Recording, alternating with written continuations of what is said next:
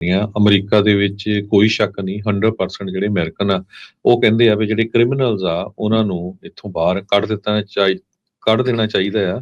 ਇਸੇ ਕਾਰਨ ਕਰਕੇ ਮੈਜੋਰਟੀ 'ਚ ਉਹਨਾਂ ਲੋਕਾਂ ਨੇ ਪ੍ਰੈਜ਼ੀਡੈਂਟ ਟਰੰਪ ਉਹਨਾਂ ਨੂੰ ਵੋਟਾਂ ਪਾਈਆਂ। ਪਰ ਜਿਸ ਹਿਸਾਬ ਦੇ ਨਾਲ ਹੁਣ ਧੱਕਾ ਚੱਲ ਰਿਹਾ ਆ, ਮੈਂ ਕਹਿੰਦਾ ਵੀ ਜਿਹੜੇ ਲੋਕ ਕਹਿੰਦੇ ਆ ਵੀ ਜਿਹੜੇ ਇਲੀਗਲ ਇਮੀਗ੍ਰੈਂਟਸ ਆ, ਚਾਹੇ ਉਹ ਉਹਨਾਂ ਦੀ ਕੋਈ ਕ੍ਰਿਮੀਨਲ ਹਿਸਟਰੀ ਹੈਗੀ ਆ ਜਾਂ ਨਹੀਂ ਵੀ ਹੈਗੀ, ਉਹਨਾਂ ਨੂੰ ਕੱਢ ਦੇਣਾ ਚਾਹੀਦਾ। ਉਹ ਵੀ ਜਦੋਂ ਇਹ ਸਟੋਰੀਆਂ ਪੜ੍ਹਨਗੇ ਤੇ ਉਹ ਸੋਚਣਗੇ ਵੀ ਅਸੀਂ ਅਮਰੀਕਾ ਦੇ ਵਿੱਚ ਰਹਿ ਰਹੇ ਹਾਂ ਜਾਂ ਕਿਸੇ ਥਰਡ ਵਰਲਡ ਕੰਟਰੀ ਦੇ ਵਿੱਚ ਰਹਿ ਰਹੇ ਹੈਗੇ ਆ। ਅੱਜ ਨਿਊਯਾਰਕ ਟਾਈਮ ਨੇ ਰਿਪੋਰਟ ਕੀਤਾ ਵੀ ਜੋ ਟਰੰਪ ਆਫੀਸ਼ੀਅਲਸ ਨੇ ਜਿੰਨੇ ਵੀ ਡਿਪੋਰਟੀਜ਼ ਐਲ ਸੈਲਵਾਡੋਰ ਨੂੰ ਭੇਜੇ ਹੈਗੇ ਆ, ਉਹਨਾਂ 'ਚ ਕਿਹਾ ਸੀ ਵੀ ਬਹੁਤ ਸਾਰੇ ਗੈਂਗ ਮੈਂਬਰਸ ਆ, ਪਰ ਕਹਿੰਦੇ ਵੀ ਹਜੇ ਕੋਈ ਡਿਟੇਲ ਹੀ ਨਹੀਂ ਆ ਰਹੀ ਹੈਗੀ।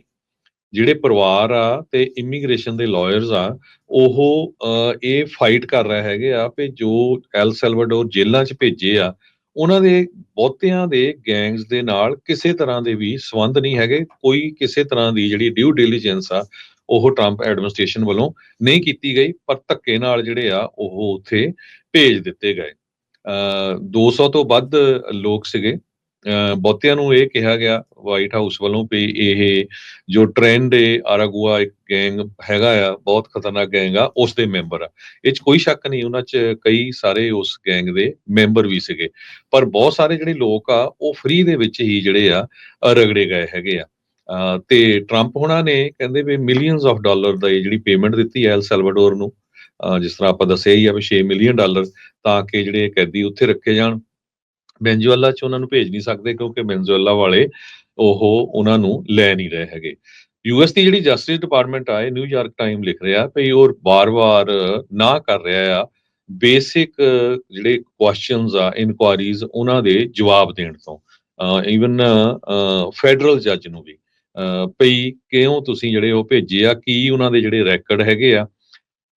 ਏਲੀਅਨ ਐਨੀਮੀਜ਼ ਐਕਟ ਜੋ 1798 ਵਾਲਾ ਸੀ, ਉਹ ਉਸ ਨੂੰ ਯੂਜ਼ ਕੀਤਾ ਗਿਆ ਆ। ਉਹਦੇ ਮੁਤਾਬਕ ਪ੍ਰੈਜ਼ੀਡੈਂਟ ਕਹਿੰਦੇ ਵੀ ਜਿਹੜਾ ਕੰਟਰੀ ਦਾ ਯੂਐਸ ਦਾ, ਉਹ ਉਸ ਨੂੰ ਇਨਵੋਕ ਕਰਕੇ ਕਿਸੇ ਵੀ ਬੰਦੇ ਨੂੰ ਜਿਹੜਾ ਆ ਜਿਹਤੇ ਸਸਪੈਕਟਡ ਆ ਵੀ ਜੀ ਸਾਡੇ ਮੁਲਕ ਦੇ ਉਲਟ ਹੈਗਾ, ਗੈਂਗਸਟਰ ਆ, ਹੁਣ ਗੈਂਗਸਟਰ ਨੂੰ ਟੈਰਰਿਸਟ ਡਿਕਲੇਅਰ ਕੀਤਾ ਗਿਆ ਆ, ਉਹਨਾਂ ਨੂੰ ਇੱਥੋਂ ਭੇਜਿਆ ਜਾ ਸਕਦਾ ਕਿਉਂਕਿ ਉਹਨਾਂ ਨੂੰ ਏਲੀਅਨ ਐਨੀਮੀਜ਼ ਕਿਹਾ ਜਾ ਰਿਹਾ ਹੈਗਾ।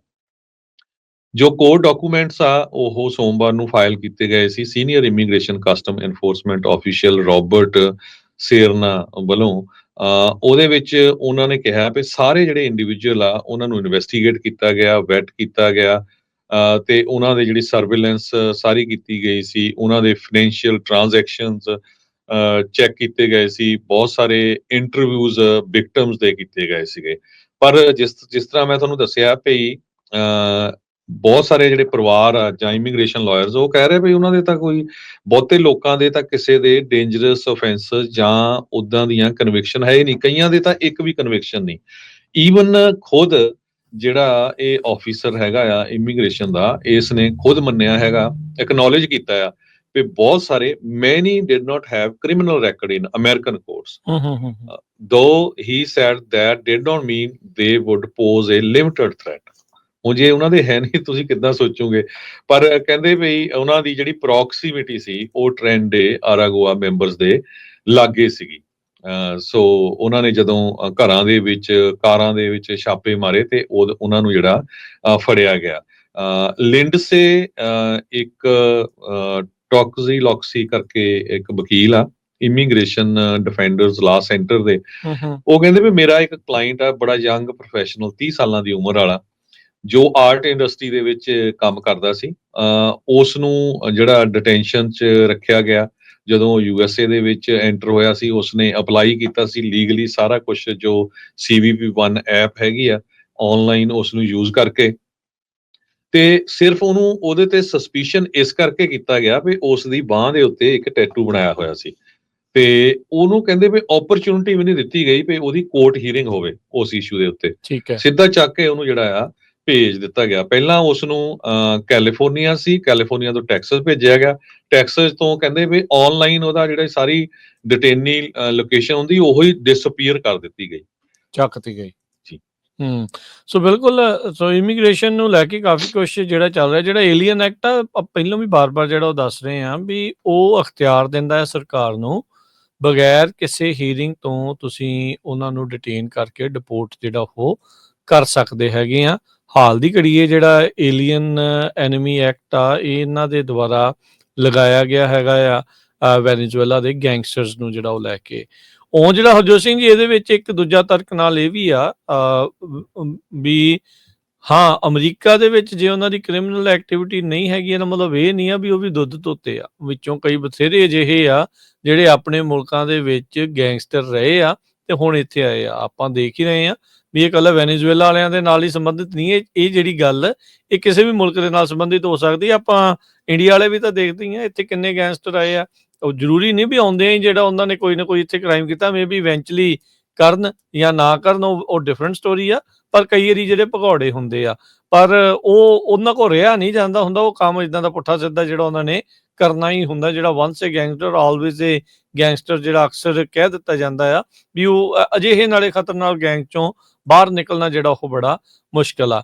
ਪਰ ਅਮਰੀਕਾ ਵਰਗਾ ਮੁਲਕ ਜਿਹੜਾ ਇਹ ਜਿੱਥੇ ਲਾ ਅਵਾਈਡਿੰਗ ਮੁਲਕ ਹੈਗਾ, ਇੱਥੇ ਜਿਹੜਾ ਰੂਲ ਆਫ ਲਾ ਕਹਿੰਦੇ ਆ ਵੀ ਜਿੱਥੇ ਰੂਲ ਚੱਲਦਾ ਆਫ ਲਾ ਆ, ਜਿਹੜੀ ਡਿਊ ਪ੍ਰੋਸੈਸ ਹੋਣੀ ਚਾਹੀਦੀ ਆ। ਜਿਸ ਤਰ੍ਹਾਂ ਇਹ ਵਕੀਲ ਦੱਸਦਾ ਵੀ ਮੇਰੇ ਕਲਾਇੰਟ ਦੇ ਬਾਰੇ ਕੋਈ ਡਿਊ ਡਿਲੀਜੈਂਸ ਕੋਈ ਕੁਛ ਨਹੀਂ ਕੀਤੀ। ਜਿਹੜੇ ਡੈਮੋਕ੍ਰੇਟਸ ਆ ਉਹ ਟਰੰਪ ਐਡਮਿਨਿਸਟ੍ਰੇਸ਼ਨ ਨੂੰ ਅਕਿਊਜ਼ ਕਰ ਰਹੇ ਆ ਵੀ ਕੋਰਟ ਆਰਡਰ ਦੀ ਵਾਇਲੇਸ਼ਨ ਹੋ ਰਹੀ ਹੈਗੀ ਆ।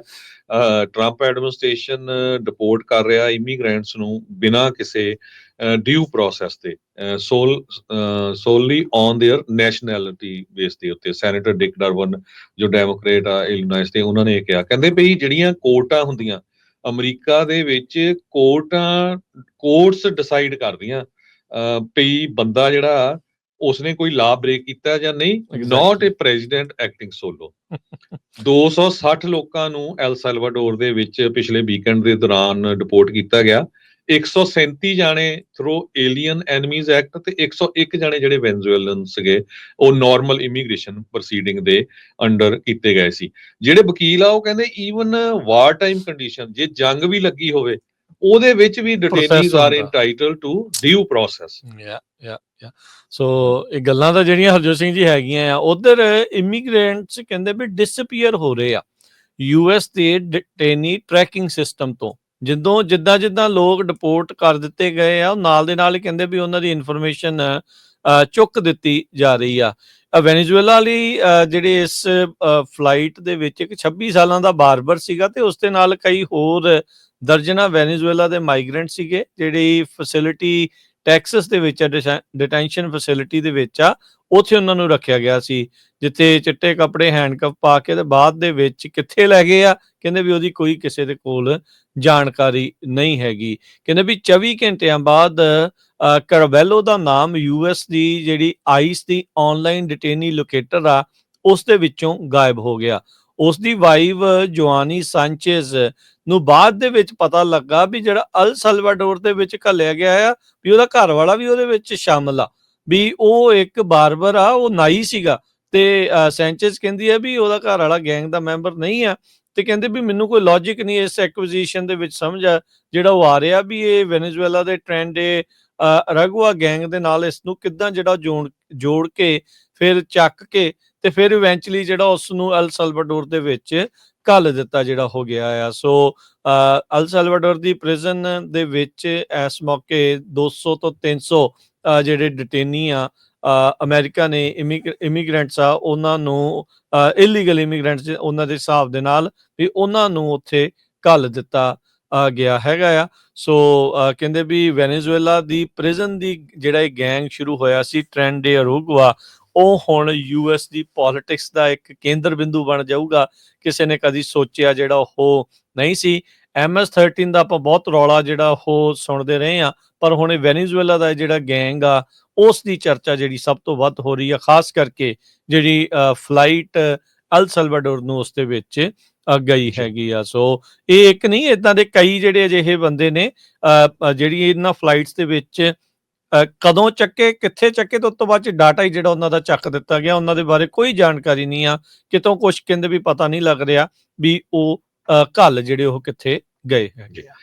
ਨਿਊਯਾਰਕ ਟਾਈਮਜ਼ ਅੱਗੇ ਜਾ ਕੇ ਲਿਖਦਾ ਵੀ ਕਹਿੰਦੇ ਏਲੀਅਨ ਐਨਮੀ ਐਕਟ ਜੋ ਆ ਉਹਦੇ ਵਿੱਚ ਇਹ ਪ੍ਰੋਵਾਈਡ ਕਰਦਾ ਵੀ ਫੁੱਲ ਐਗਜ਼ਾਮੀਨੇਸ਼ਨ ਤੇ ਹੀਅਰਿੰਗ ਹੋਣੀ ਚਾਹੀਦੀ ਆ ਨਾਨ ਸਿਟੀਜ਼ਨ ਦੀ ਵੀ, ਜਦੋਂ ਉਹਨਾਂ ਨੂੰ ਇੱਥੋਂ ਰਿਮੂਵ ਕੀਤਾ ਜਾਂਦਾ। ਸਟੀਫਨ ਬਲੈਡਕ ਪ੍ਰੋਫੈਸਰ ਆਫ ਲਾਅ ਹੈਗੇ ਆ ਜਾਰਜਟਾਈਨ ਯੂਨੀਵਰਸਿਟੀ ਲਾਅ ਸੈਂਟਰ ਦੇ, ਉਹ ਕਹਿੰਦੇ ਵੀ ਜਦੋਂ ਸੈਕੰਡ ਵਰਲਡ ਵਾਰ ਵੀ ਲੱਗਿਆ ਸੀ ਉਸ ਟਾਈਮ ਦੇ ਉੱਤੇ ਵੀ ਜਿਹੜੀਆਂ ਫੈਡਰਲ ਕੋਰਟ ਸੀਗੀਆਂ ਉਹ ਹੀਅਰਿੰਗ ਕਰਦੀਆਂ ਸੀਗੀਆਂ ਬੰਦੇ ਨੂੰ ਚੈੱਕ ਕਰਨ ਦੇ ਲਈ ਵੀ ਜਿਹੜੇ ਇਹ ਏਲੀਅਨ ਐਨਮੀਜ਼ ਆ ਇਹ ਸੱਚਮੁੱਚ ਹੀ ਬਿਲਕੁਲ ਸਾਡੇ ਮੁਲਕ ਦੇ ਅਗੇਂਸਟ ਹੈਗੇ ਆ। ਪਰ ਅੱਜ ਦੀ ਡੇਟ 'ਚ ਕੋਈ ਜੰਗ ਵੀ ਨਹੀਂ ਲੱਗੀ ਹੋਈ, ਤੇ ਜਿਸ ਹਿਸਾਬ ਦੇ ਨਾਲ ਲੋਕਾਂ ਨੂੰ ਜਿਹੜਾ ਇਹ ਲੇਬਲ ਕਰਕੇ ਕੀਤਾ ਜਾ ਰਿਹਾ ਵਿਦਆਊਟ ਡਿਊ ਡਿਲੀਜੈਂਸ, ਇਹ ਇੱਕ ਧੱਕਾ ਹੈਗਾ ਆ। ਮੈਰੀਲਿਨ ਅਰਾਹੂ ਕਰਕੇ 32 ਸਾਲਾਂ ਦਾ, ਦੋ ਉਹਦੀਆਂ ਡਾਟਰਸ ਆ, 2 ਤੇ 6 ਸਾਲ ਦੀਆਂ, ਉਹ ਵੈਨਜ਼ੂਏਲਾ ਤੋਂ ਭੱਜਿਆ ਸੀ ਕਿਉਂਕਿ ਉੱਥੇ ਉਹ ਡੈਮੋਨਸਟ੍ਰੇਸ਼ਨ ਕਰ ਰਹੇ ਸੀ ਵੈਨਜ਼ੂਏਲਾ ਦਾ ਜਿਹੜਾ ਮਦੂਰੋ ਉੱਥੇ ਦਾ ਡਿਕਟੇਟਰ ਹੀ ਆਪਾਂ ਕਹਿ ਸਕਦੇ ਉਹਦੇ ਅਗੇਂਸਟ। ਤੇ ਉਹਨਾਂ ਨੇ CVP1 ਐਪਲੀਕੇਸ਼ਨ ਭਰ ਕੇ ਰਜਿਸਟਰ ਕਰਕੇ, ਉਹ ਜਦੋਂ ਉਹਨਾਂ ਨੂੰ ਡਿਟੇਨ ਕੀਤਾ ਗਿਆ ਸੈਨ ਡੀਗੋ ਦੇ ਵਿੱਚ, ਪਹਿਲਾਂ ਮੈਕਸੀਕੋ 'ਚ ਕੀਤਾ ਗਿਆ, ਫਿਰ ਉਹਨਾਂ ਨੇ ਐਪਲੀਕੇਸ਼ਨ ਭਰੀ ਸੀ, ਫਿਰ ਉਹਨਾਂ ਨੂੰ ਸੈਨ ਡੀਗੋ 'ਚ ਡਿਟੇਨ ਕੀਤਾ ਗਿਆ, ਤੇ ਬਾਅਦ ਦੇ ਵਿੱਚ ਕਹਿੰਦੇ ਵੀ ਉਹਨਾਂ ਨੂੰ ਹੁਣ ਚੱਕ ਕੇ ਉਸੇ ਜੇਲ੍ਹ ਦੇ ਵਿੱਚ ਉਹਨੂੰ ਭੇਜ ਦਿੱਤਾ ਗਿਆ। ਹਾਲਾਂਕਿ ਉਹ ਖੁਦ ਪ੍ਰੋਫੈਸ਼ਨਲ ਸੌਕਰ ਪਲੇਅਰ ਆ, ਕੋਚ ਹੈਗਾ। ਸੋ ਇਦਾਂ ਦੀਆਂ ਜਿਹੜੀਆਂ ਖਬਰਾਂ ਆ ਇਹ ਬਹੁਤ ਜ਼ਿਆਦਾ ਆ ਰਹੀਆਂ। ਇਹ ਨਿਊਯਾਰਕ ਟਾਈਮ ਨੇ ਛਾਪੀ ਆ। ਬਹੁਤ ਵਾਰ ਆਪਣੇ ਸਰੋਤੇ ਸਾਨੂੰ ਵੱਖ-ਵੱਖ ਜਗ੍ਹਾ ਦੇ ਉੱਤੇ ਮਿਲਦੇ ਰਹਿੰਦੇ ਆ, ਕਈ ਵਾਰ ਕਹਿੰਦੇ ਰਹਿੰਦੇ ਭਾਈ ਤੁਸੀਂ ਡਰਾਣੇ ਰਹਿੰਦੇ ਆ।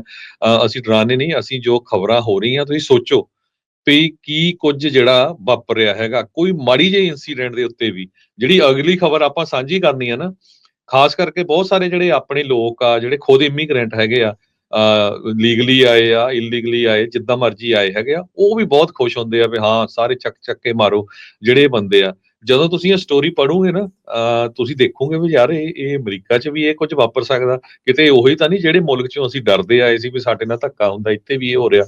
ਸੋ ਗਾਰਡੀਅਨ ਜਿਹੜਾ ਮੈਗਜ਼ੀਨ ਆ, ਉਹਨਾਂ ਨੇ ਅੱਜ ਇੱਕ ਮੇਨ ਸਟੋਰੀ ਰਨ ਕੀਤੀ ਆ ਆਪਣੇ ਗੁਆਂਢੀ ਮੁਲਕ ਕੈਨੇਡੀਅਨ ਐਕਟਰ ਤੇ ਬਿਜ਼ਨਸ ਵੂਮਨ ਦੀ।